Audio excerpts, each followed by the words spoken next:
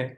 Well, I want to be respectful of people's time today. Thank you for joining us. And I'm going to go ahead and turn the introduction over to Ron Benioff of Golden United. And this is Ken Jacobs. I'll be back with you in a minute.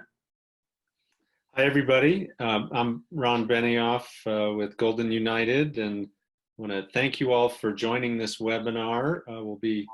It's an opportunity here to talk about how we can help businesses position for success in this challenging COVID-19 environment.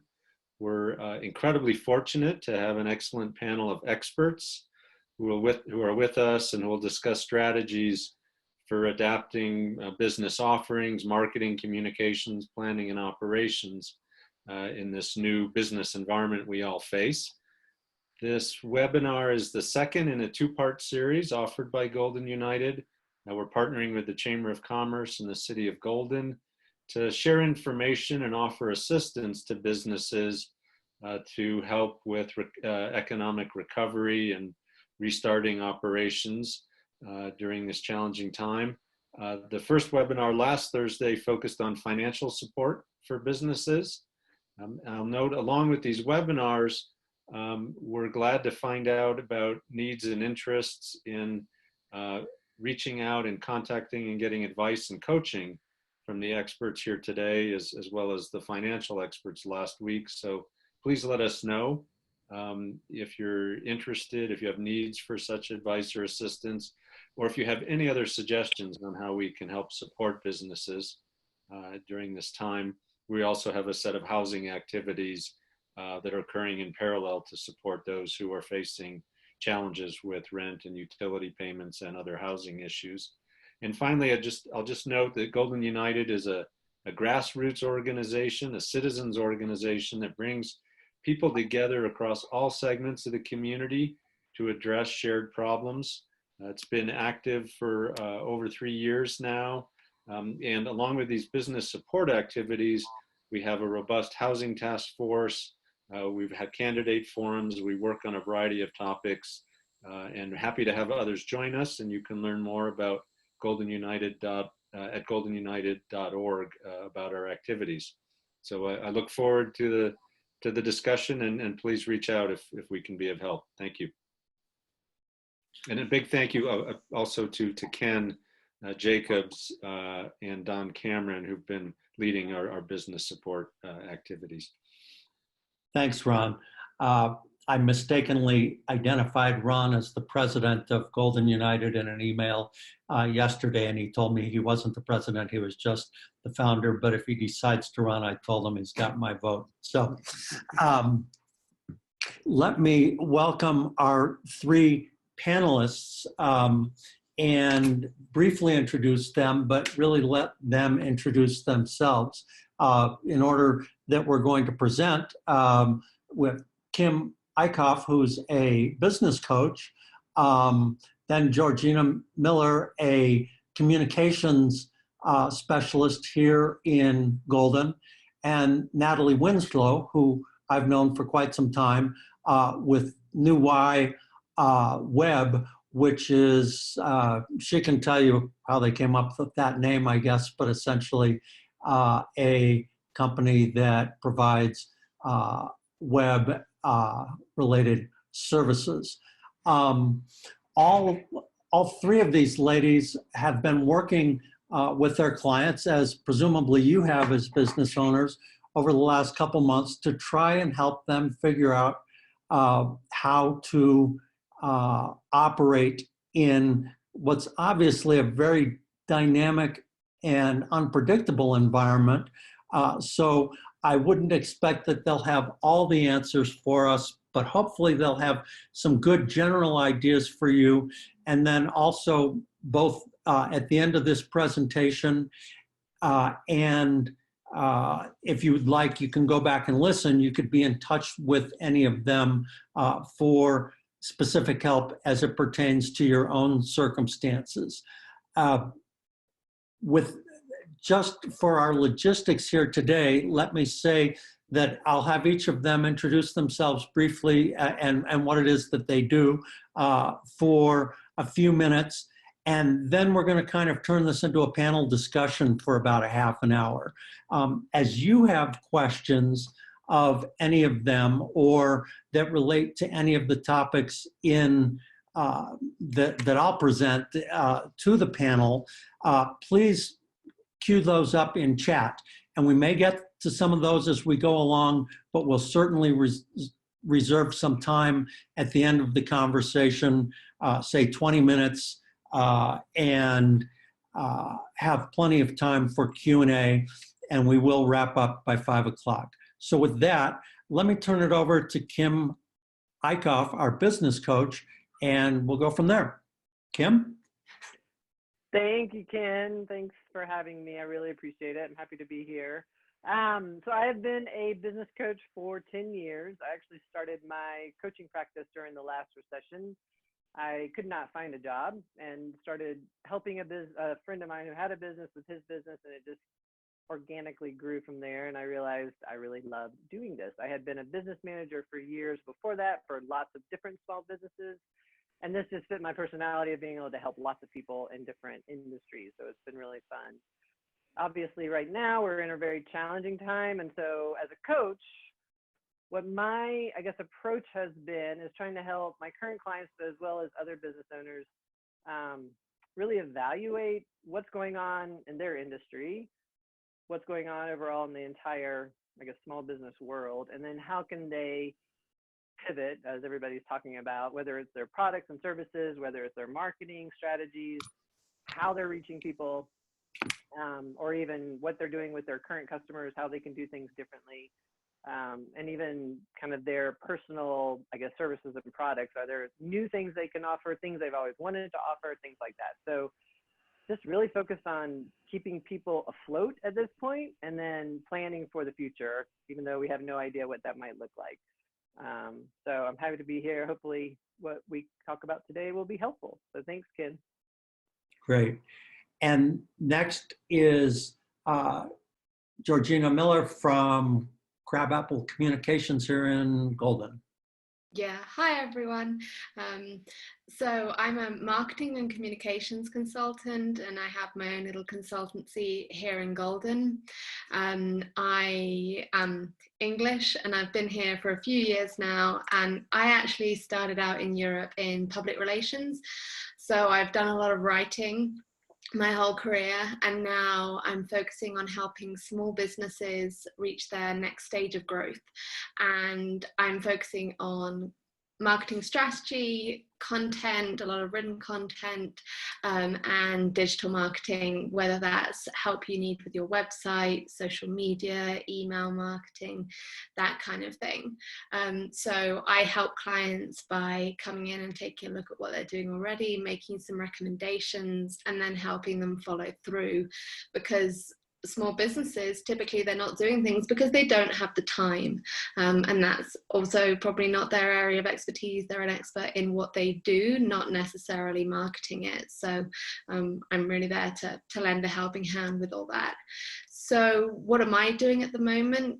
As Kim says, it's all about adapting to what's going on right now. So kind of over the past couple of months, it's been adapting to what's been hitting people, but then now we're getting used to the status quo, kind of helping people plan in the short term, what marketing activities will yield fruit right now and what they should be saying to people, but also in the long term, how they need to be talking to their clients and prospects. So kind of a bit of both, working on now and working on the future. Great. And then Natalie Winslow from New Y. Hi, everybody. I'm Natalie. I have been doing this for about 10 years. As Kim said, too, I started doing what I do during the last recession. So we're kind of old hats at this, I guess. But my company, New Y, we have sort of two sides to us. We do website development, and then we do online marketing. So, we basically tell people that our company builds websites on one half, and then the other half makes sure that your website gets found. So it's sort of, it sort of works in harmony to make sure that we're not just creating something for businesses and nonprofits, but we're, you know, helping that actually get found. And that's something that I'll probably be talking about a little bit today as people change how they're approaching their business right now with technology. But so I got into this by starting with search engine optimization after finishing a master's degree in religious studies, which is a really logical trajectory. So I started with SEO about 10 years ago, a little more. And then slowly I realized that SEO, or search engine optimization, is really the result of just kind of good marketing. And so my skill set changed from just, you know, technical SEO to how do you become worth traffic? Like what do you do on your website that makes it worth coming to? And my business partner, who might actually pop in if we're lucky to talk about the web stuff, really focuses on helping organizations, you know, present their message on the web in really intelligent ways, and creating a process for that that's easy for small businesses and nonprofits to use. And not just small businesses, we work with all sorts of sizes of organizations, but making your website an easy experience instead of one that makes you want to pull your hair out, which is what a lot of people unfortunately experience. So during this time, we work with a lot of nonprofits, especially who focus in arts and culture. And so one of our big things right now has been how to help them survive, really, not being able to have live shows, not being able to have lessons, you know, these things that they've relied on for 30 years that they can't do anymore. So helping them transition to more online offerings, you know, what does that look like from their website, and what does that look like from their marketing? And some, you know, in some cases, they've never had to think about things this way. So that's really what we're doing right now. And, you know, hoping that we can continue to help people see things from, you know, a different perspective so that they can survive through this. Well, great. You know, as the three of you spoke, a way of dividing up how we think about this popped into my head that hadn't in our earlier conversations, and that is kind of the distinction between how do we communicate effectively and serve our existing customers in this environment, and thinking more in terms of pivoting or adapting or ultimately growing again, separately thinking about how are we going to bring in new customers or perhaps provide new services. So if I can stay within that context for a moment and maybe start with the existing customers or client side.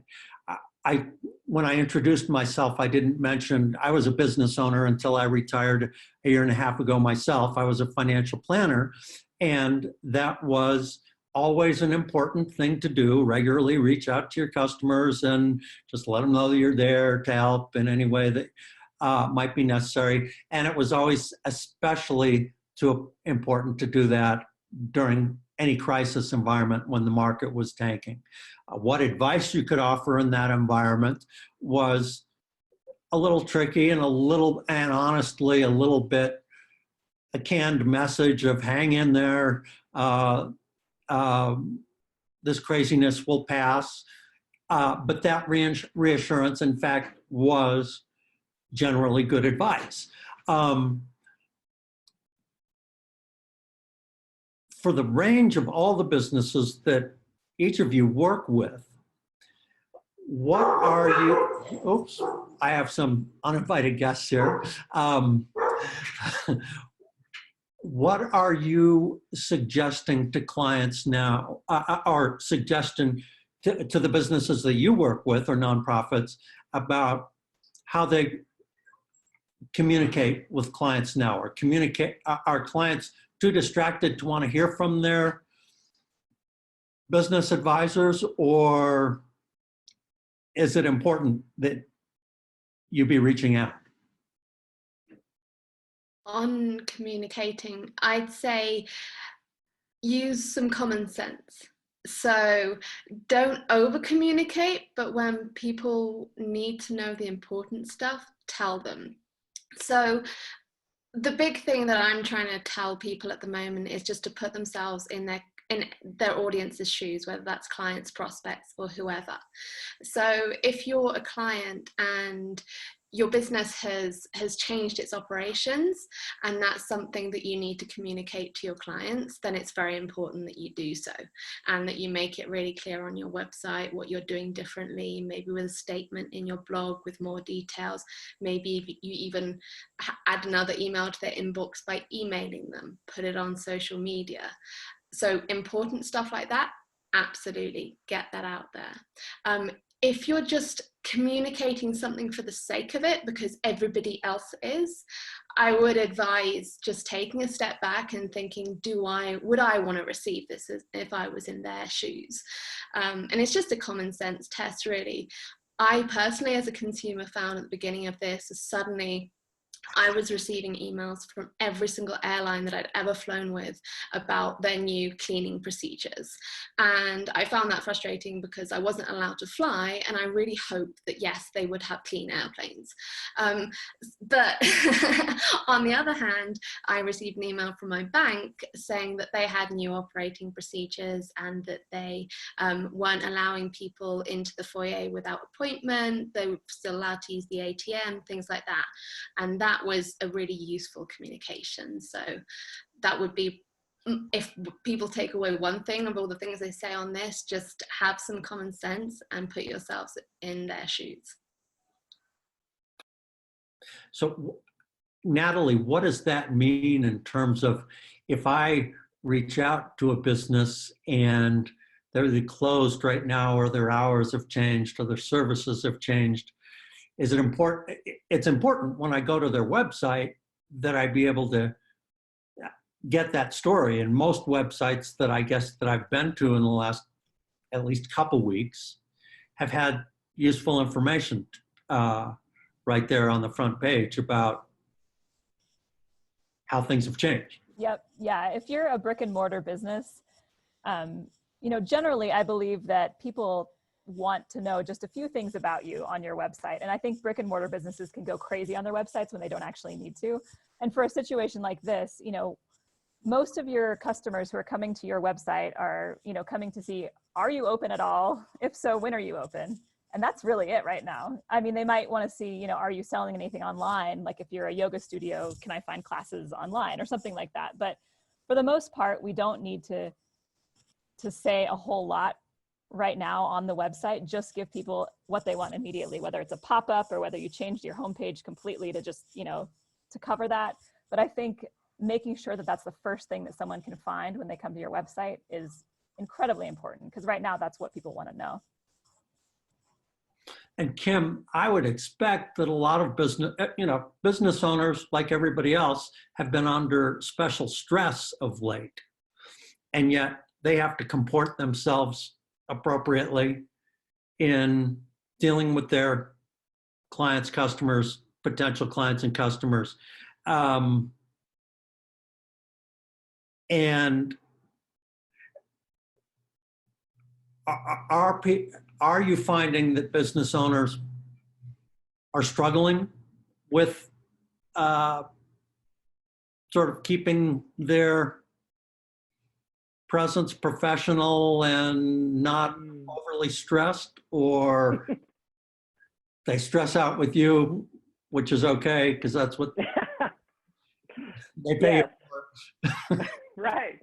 Yes, hopefully they can vent to me and then, put their professional face back on. I'm a big believer of being authentic though at the same time. And so, for me, being a coach, yes, there's definitely a lot of stress that I'm hearing about from my clients, business owners in particular. So what I've really been stressing is for them to slow down. A lot of people want to jump into action and just start doing something really quickly. They're like, I got to get money coming in. But it's like, slow down, take a breath, let's assess where you are, and let's figure out the next best step that is right for you. And at the same time, what are you doing to take care of yourself? And this is a conversation that I've been having a lot with clients where it's, are you exercising? Are you eating well? Are you getting enough sleep? Stuff like that, just because this can send you into quite a tizzy. And I have some people that I know that I've seen on Facebook unloading on Facebook through a live chat or something. And it's a bit shocking to hear them so upset, while it's, probably something we can all relate to. So there's kind of that fine line of, yes, share your feelings, be authentic about it. And at the same time, obviously, you want to keep attracting clients or customers. You don't want to chase people away. But yeah, I think it's really important right now to be present with what you're feeling, because we're all feeling lots of things all over the map, and nothing's really right or wrong. It's just where you are, and it's more how you deal with it. So let me ask a question of whoever, maybe of each of you, but in no particular order, is that as businesses begin to think about how their services offerings, mode of providing services needs to change going forward, and yet with considerable uncertainty about what the world's going to look like 3 months from now, 3 days from now, perhaps 3 years from now, for sure. What are the things that they should be considering that will make that that will make that a rational and appropriate and realistic process rather than just a crapshoot? And I would ask that in terms of what should their considerations be, but also what should their time frame be. In one of our earlier conversations, I think it was you, Kim, maybe, that said, planning for 3 years out now probably doesn't make a heck of a lot of sense.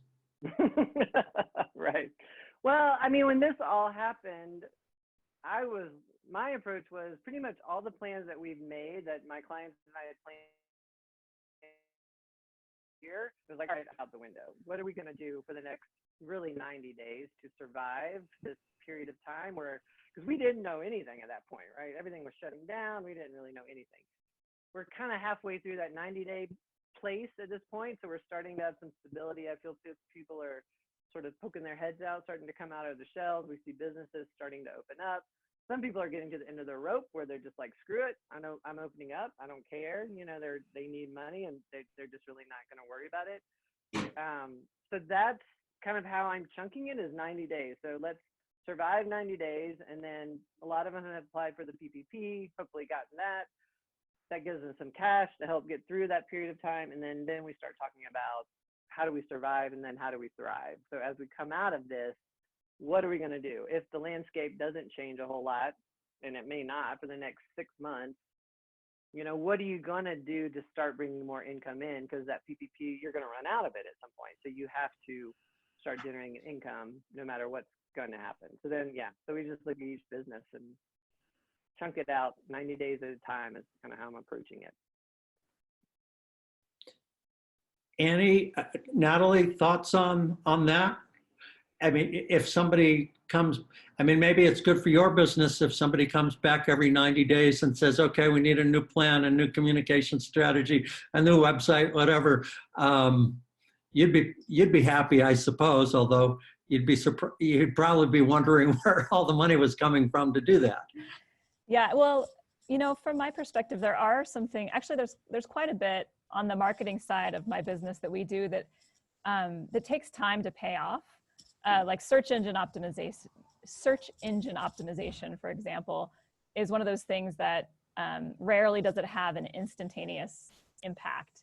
And so from my perspective, if you have sort of transitioned to more online business, or you've decided to embrace your digital presence in a way you never had before, and you're going to continue that into the future, I say invest in the things right now that will have a long-term benefit for you, like search engine optimization.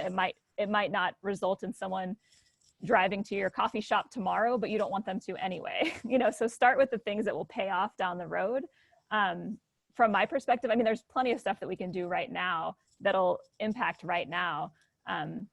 One thing that one of my clients is doing, which I think is awesome, and it's great from a community perspective and a long-term marketing perspective, is they've started delivering meals for people, you know, who are dealing with the COVID-19 crisis. So healthcare workers, you know, first responders, all sorts of people. They're going to businesses to help the businesses survive and delivering meals to them. And they've created this whole organization almost around it, where bikers are delivering meals. And so for them, it's investing in the community right now, doing something that they can that's helpful.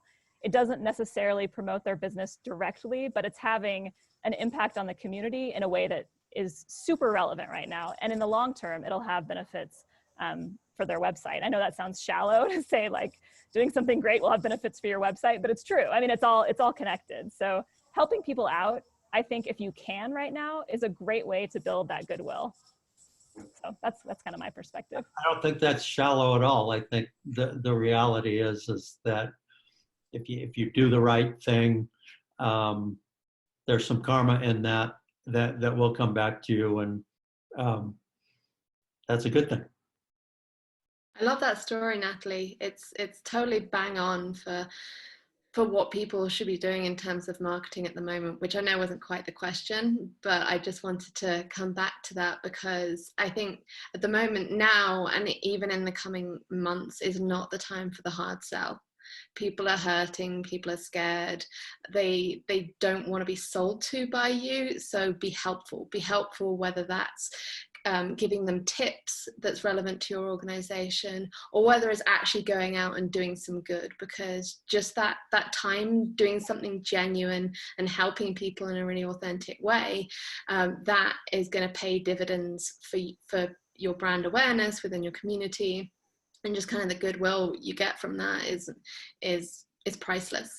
And when it comes to kind of more long-term thinking, again, what Natalie was saying around SEO and starting to do the things now that are going to build on in the future, there are trends that we're here already that have accelerated, that are going to continue on into the future. I think if people don't have a website, get a website, even if that's just like a quick thing through Google My Business, or you don't really want a website but you want a Facebook page, just somewhat have an online presence. That's not going away. Make sure that you're on Google Maps, that you've got a Google My Business listing. If you're event-based, virtual events aren't going to go away. I think we're going to see a lot more of events and classes, kind of a mixed online, offline format. So do make those investments now, because they are going to pay off. We're all very excited about going to safer at home and kind of a relaxation, but we don't know if in the fall we're going to see another lockdown. So if so, how's your audience going to react? How's your business going to cope? So these are trends that are here to stay. Some things,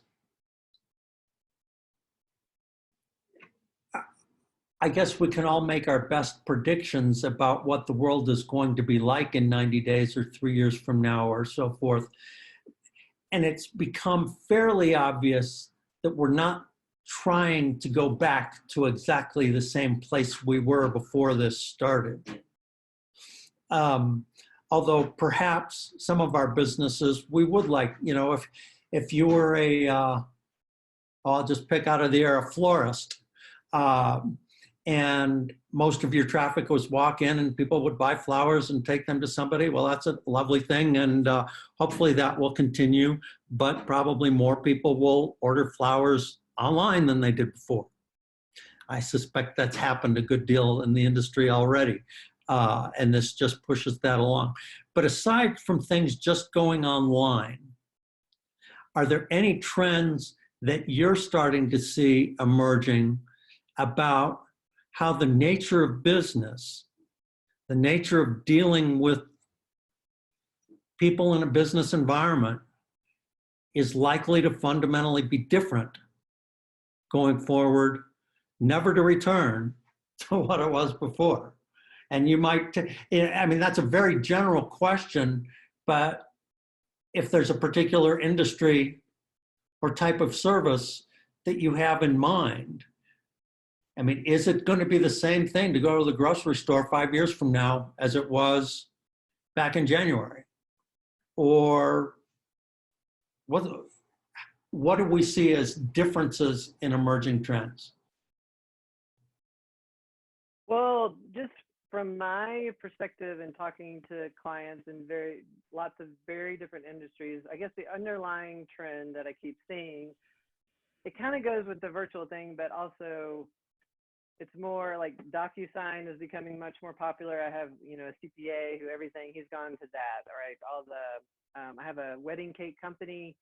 She's gone to all of her contracts are online now through DocuSign or whatever. And she's like, we're going to keep it like that because now we have this, they used to have everything by paper. Their order forms now are all on their website. It's all online. So everything has become much more like that. And I think if the way to pay, right, if you don't have to actually hand somebody your credit card, you can just tap, or you can do it through their website earlier or later. That kind of stuff, I would guess, is not going to change probably. I have a virtual wedding cake. Yeah, yeah, and weddings themselves, we don't know what's going to happen in that industry. I have another client who has a restaurant, and it's not here, it's in Madison, but he said that they're in one of those food hall places. They're leaving that, and they're going to just get it's a barbecue place, a small little place that's just going to be drive-through takeout. Like that's all they're going to do. They're not going to worry about the front of the house.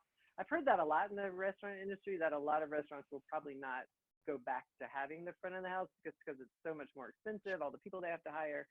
And if we're not comfortable going in there that much, so that might change a lot too. But things like that seem to be, and then, grocery stores, I don't know, that'll be interesting. I doubt that we're going to see it change too much from what it is now for a while anyway.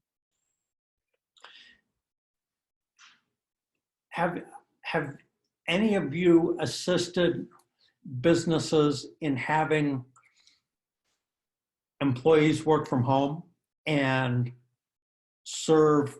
I mean, I know, Natalie, you work from home. I suspect each of us is working from home right now. But how does that sort of back of the house issue of whatever it is you do for your customers, if your employees don't have to come to the office to make it happen, is that a permanent change? Could be. We could see that more and more, at least some people opting to work from home, employers being more ready to offer that. I know traditionally, particularly in big corporate workspaces, there's been kind of a presenteeism and an assumption that if people work from home, they're not actually going to work. And I think a lot of companies have been pleasantly surprised by how productive their employees actually are from home. You can do a proper day's work. And I think the other thing, in addition to working from home, a trend that I'm hoping we're going to see is less business travel, particularly within the country. If you can DocuSign things from the other side of the country, you don't need to go. If you can do a Zoom meeting for an hour, why do you need to fly from San Francisco to New York for an hour's meeting? It's just a time suck, and it's a massive waste of time, energy, all of that. So I think that's something. I don't think we're going to suddenly find everybody suddenly working from home all the time, but I think companies will realize the cost, the benefits, the savings that they're seeing.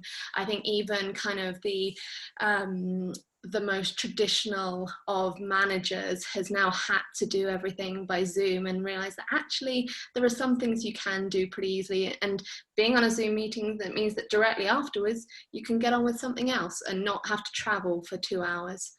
So I think those are the kinds of things that we're going to see. I think from kind of a marketing perspective, one thing that I'm seeing with some of my clients is that they seem to be trusting their employees more right now. And I don't just mean like entrusting them to get the work done, but kind of letting them take over social media. And it's been really, really cool to see how so many small businesses have used social media to almost introduce their employees in a way they never had before. And that's something that I've always been saying people need to do is, let your employees get out there more, trust them to spread your message the right way. If you've been communicating with them what that is all along, then they should be able to do it. So that's what I'm hoping, is that it will kind of engender more trust in sort of giving up a little bit of that control and letting your employees help, talk about why you're great. Great. Well, let me go ahead and start to turn to a couple of questions that folks have asked in our chat, and invite any of you that have questions that you haven't already put in the chat room to do so. And hopefully we're all getting to be pretty proficient Zoom users these days. So do that if you can. And I'll start with one from Wendy Armstrong, who says that she's a massage therapist and opening soon. Good. What would you like to know as a customer, presumably before you walk in the door for a massage? So that's a good point of view for any customer of any business, but use her example. I would want to know what precautions Wendy is taking. As a matter of course, is she going to be wearing a mask? Is she going to be wearing gloves during the massage? How frequently does everything get changed out within that room? What's the air quality like of the room? And also what she expects from me and all of her clients. Am I going to wear a mask? Are there steps that I should take before my session to avoid transmitting anything? I just think as much as possible, and maybe, I don't know if you do it already, Wendy, but when you have a confirmation from someone, send them a quick note and say, hey, just so we're really clear, this is what I'm going to be doing to protect you, and this is what I expect you to do to protect me and my other customers. Yeah, and make sure that message is everywhere that you are. So if, social media, email, your website, like make sure that message is communicated clearly everywhere that your clients might be. I got along the same lines, I got a call back today from a canceled eye appointment that I had set up and then got canceled as a result of of COVID. And besides just setting a new time, once we'd agreed on that, the receptionist went over, these are several things that you should expect when you walk in the door that'll look a little different than what you're used to. And even though a couple of them felt a little awkward, better to hear that now than show up and, oh, I forgot to bring a mask, now what, So that's a good question.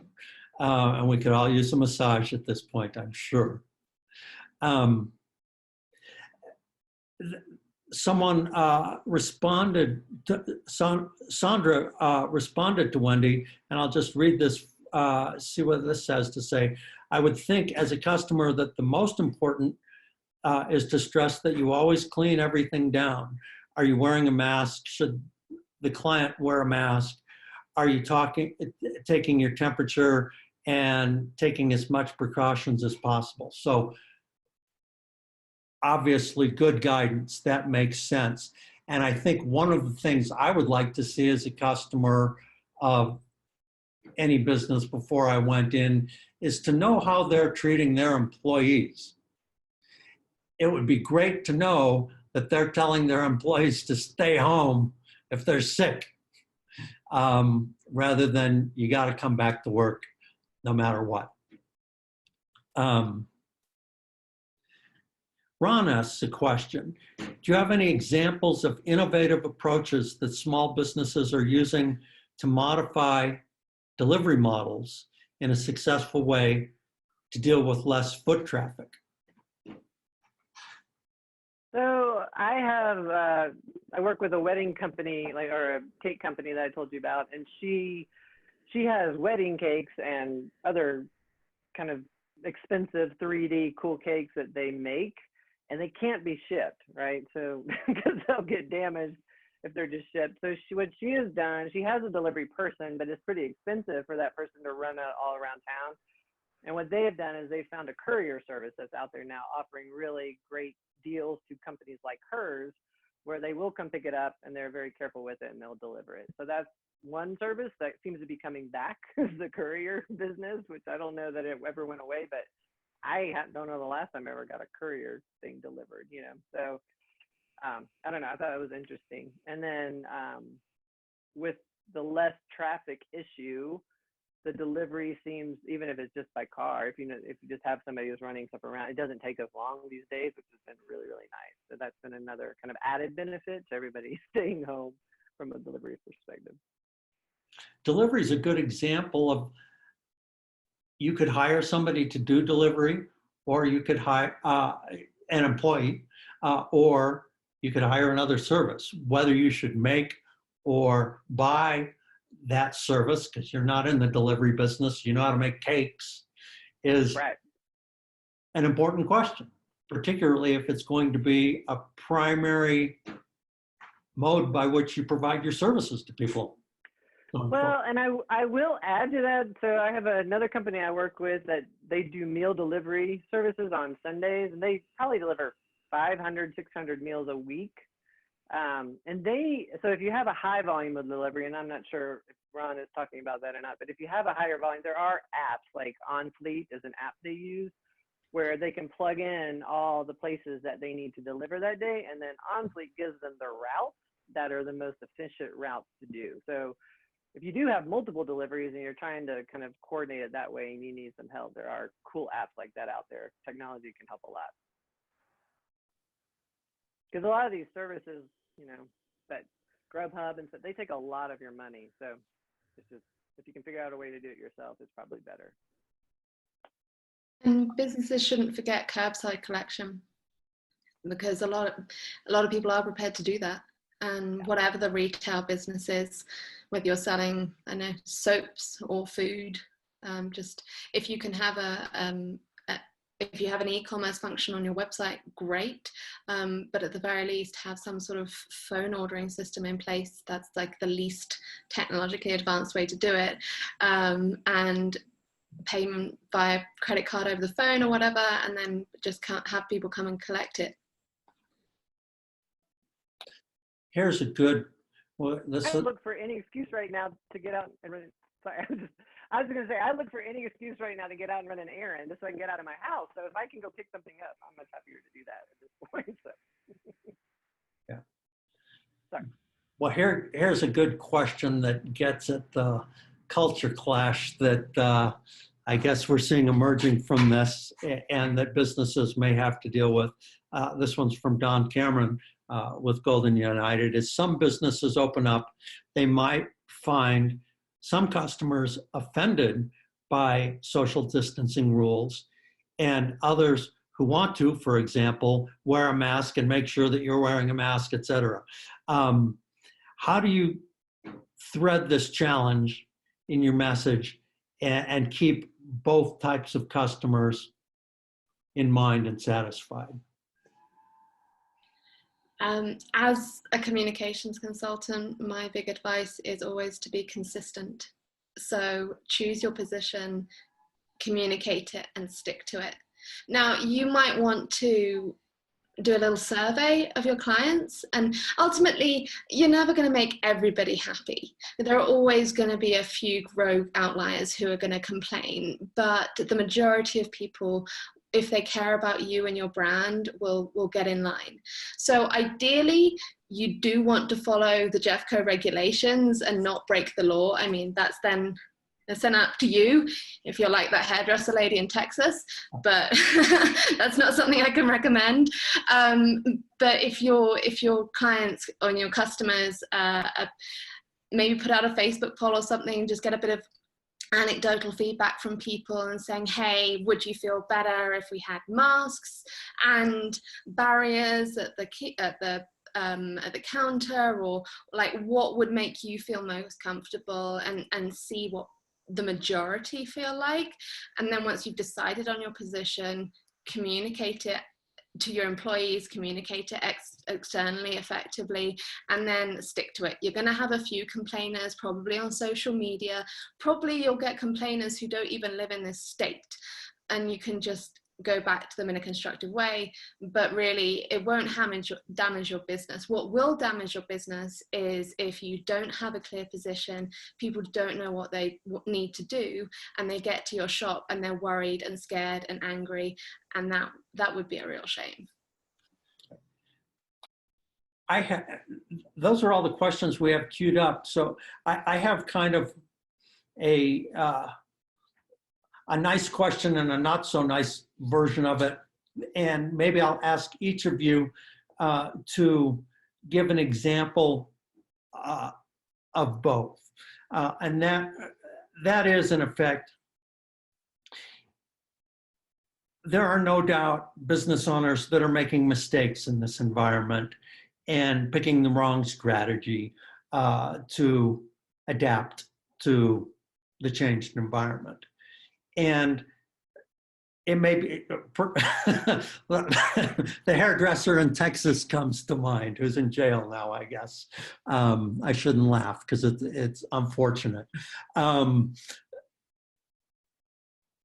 But if there are some words to the wise that each of you might share of things that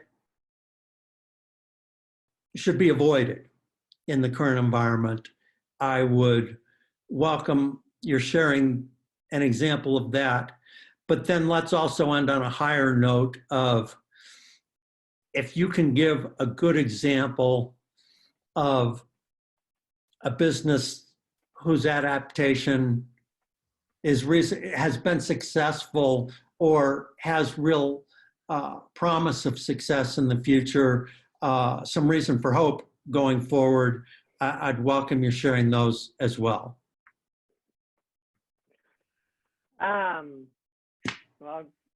Let's see. So I think for me, the main thing that I would just recommend is kind of goes on what Georgina was talking about, is be compassionate to other people.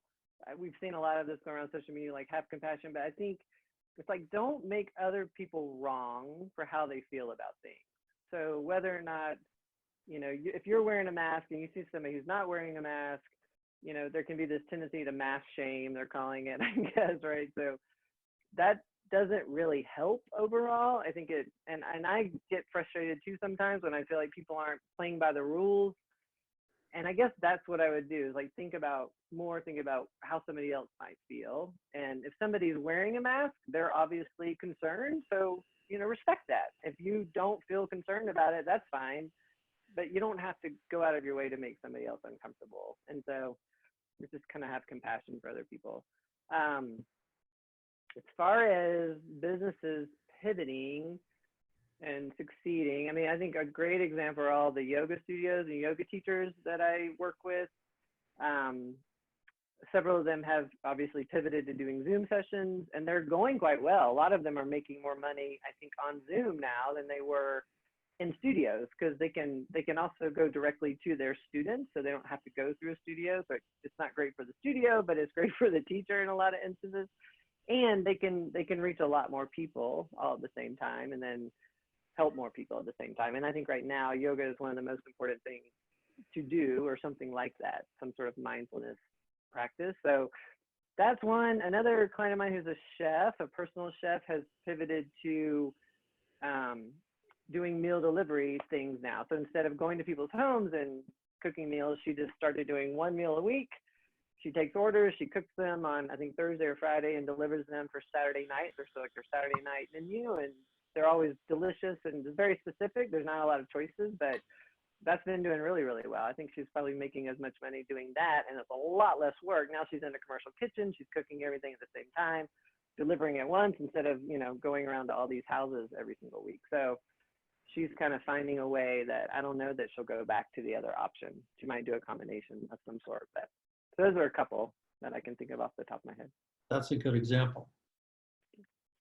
Natalie or Georgina? Yeah, I would think that, looking at the changes that you've made right now, for pandemic business ownership, are they changes that you want to have long-term? And not only, we're not only going to be doing online yoga classes, we'll still have the studio, but is there a way that you can kind of expand how you view your marketing to include, you know, these online options that reach more people. We have one of our clients is we have a few clients that are Colorado-based music organizations, like I've said, and one of them has started offering online music classes. And for the first time ever, they have people outside of Colorado registering because they don't have to drive to Lafayette or wherever. You know, they can reach all sorts of people. And I know that's probably not relevant for a lot of the brick and mortars, but you know, just look at, are there ways that you have managed to adapt somewhat right now that you can continue into the future? And if so, what kind of resources should you allocate toward that? Because you don't need to cut this off just because it's over, because it might actually be working well for you. So that's, I'm trying to remember what your original question is, but that's kind of where my mind went when Kim was talking. It was sort of what isn't working, what is working. That you focused on what is, and that's really ultimately the more important question. Thank you. So things to avoid. Kim's point about compassion for other people, yeah, bang on, do that. Also try, if you are feeling frustrated and stressed by reactions that you might have had on social media or anything, do not react in kind. Just take a breath, step back, leave it for an hour, maybe ask someone else to write it for you, because there are a couple of things I've seen recently that get shared around marketers forums of brands who've taken things to the next level in terms of just getting really personal and nasty. And it's very unhelpful. And it's really tempting because it's really hard when somebody has a go at your business because it's your baby. And I completely get that, but it's just kind of resisting that at all instances. And then some examples of people who are doing it really well at the moment. I think anybody who's taking a class online, like the yoga studios, there's a dance studio locally. She's doing a really nice job of broadcasting things on Facebook Live, and people are kind of interacting and sending in sweaty selfies of themselves having a good time. So that's been a great community builder. But one that I think has really stood out for me is a local not-for-profit Golden Foothills Art Centre. Because they have, I mean, they're an art gallery, that's what they do. They have pictures on the walls. They also do loads of classes and things like that. But the way that they've taken that online and have a great resource center on the website and have been doing classes via Facebook Live with artists in their studios, like painting in front of them, like things that you can follow along, resources you can print out and do it at home. Like they've transformed how they're interacting with the wider community, and I know that they'll keep on doing that after this. So I think that kind of necessity is the mother of innovation or invention, or whichever one it is. But I think we're seeing a lot of that, and the more people can do, the better. I just wanted to address quickly one question that I spotted in the chat because I was having a sneaky look, from Don Cameron around things specifically, that ways people can be helpful. And it might not be within your remit to like do a big food drive or whatever, and I don't know what your business is, but just think about ways that you can give advice, and that can really be anything. So whatever your service is. So for example, a local construction company that I know, they've been creating videos for people on DIY projects you can do from home with your kids. Just ways for people to fill their time, helpfully entertain them. So helping is like it's a broad term. It's not just giving food to the needy, it's also distracting people, inspiring them, helping cheer them up. And I'm sure whatever your business is, there's some way. If you're a garden centre, maybe it's top things you could be planting right now. All those kinds of things that just help people along. Sorry, I went over a bit there, Jen. I'm actually really glad you brought that up, because I was going to bring that up after you were done. So, because I wanted to talk about that comment too. Yeah, I mean, I think offering things that people need, also sharing other organizations and businesses on your social media. This is something I advise everyone to do always, not just now, but instead of just posting, this is what we do, this is how we feel, like sharing another local organization, or sharing a local hero, or making sure that your followers and your clients and your audience, sees you interacting with other people and just giving them genuine appreciation. And that's, something easy you can do, like from your phone in bed at night. So it doesn't have to be super resource intensive, but sharing, your affection, for no better word, for, other local organizations can be incredibly powerful. And, people really appreciate that. And they often reciprocate. So that's one way that you can cheaply and quickly and easily, do some of that good. I saw an example last night of something that it was a house party fundraiser for a nonprofit. Probably many of you have been to these, and it's a little. I've always found them a little uncomfortable, even though it's a worthwhile endeavor to show up with checkbook in hand and listen to somebody talk for a little while and eat some nice hors d'oeuvres and then write a big check is what they would ask you to do. And I attended one of those last night, no hors d'oeuvres because it was on Zoom, or I had to bring my own hors d'oeuvres.